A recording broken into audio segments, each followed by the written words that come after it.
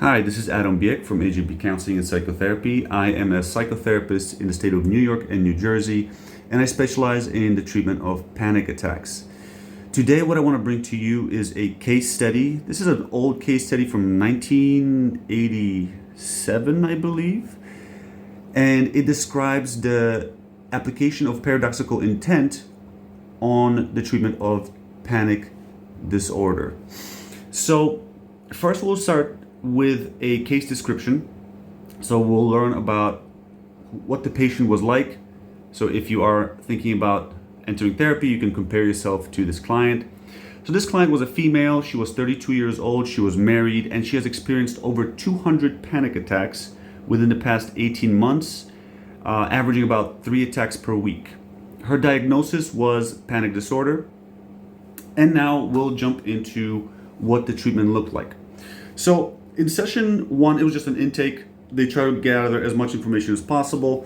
Now session 2, they started working on a hierarchy, an exposure hierarchy. So if you don't know what that is, check out the other videos I made on panic attacks. The last 3 or 4, I talk about exposure hierarchies. It's just an ordering of least difficult exposure. So like doing things that trigger your panic from the least to most, right? So they mapped that out in session 2 and 3. So they detailed a hierarchy. A detailed hierarchy was developed, indicating the specific anxiety-producing situations that elicited her attacks for her. For example, grocery shopping. She was instructed to rate the amount of anxiety that each situation would produce using a scale ranging from very little or no anxiety to the most intense anxiety-producing situation she might face.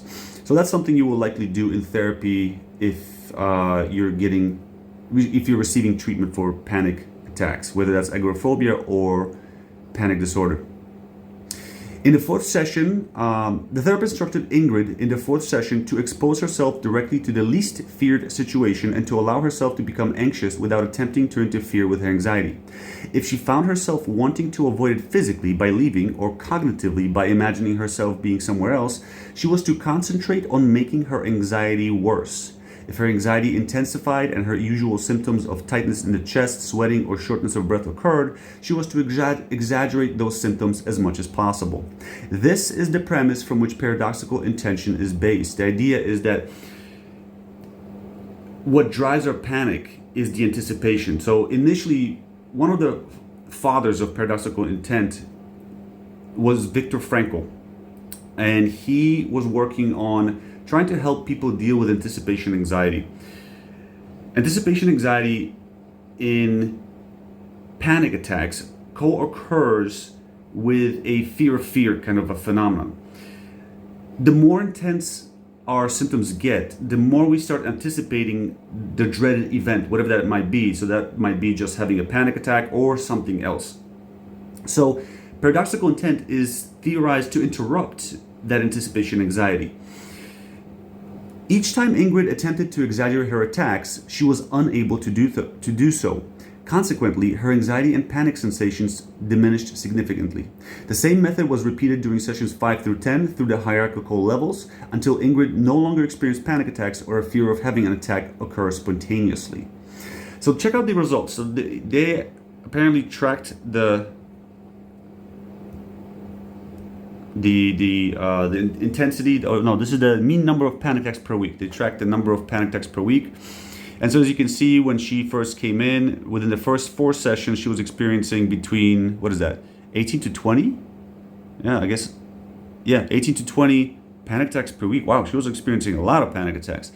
So that's a panic disorder going wild.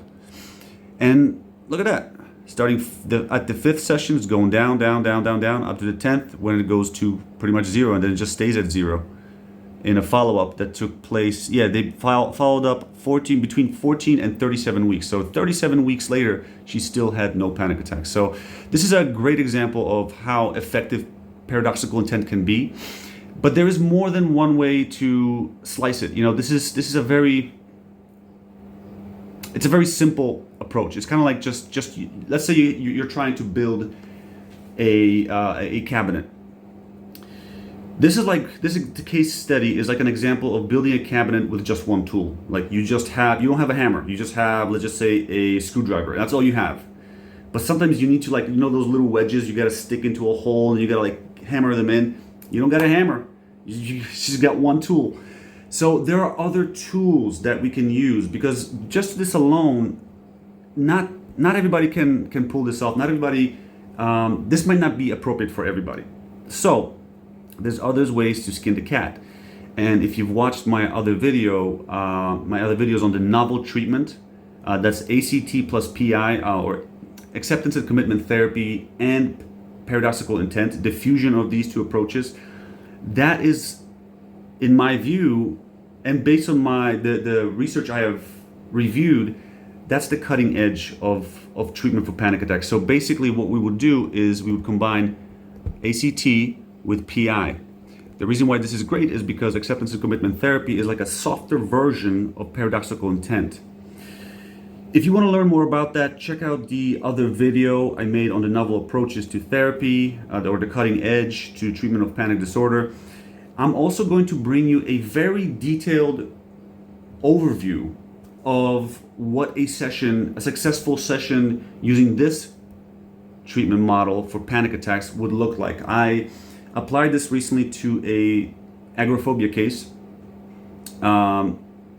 during a panic attack, and within a single session we were able to resolve the panic attack.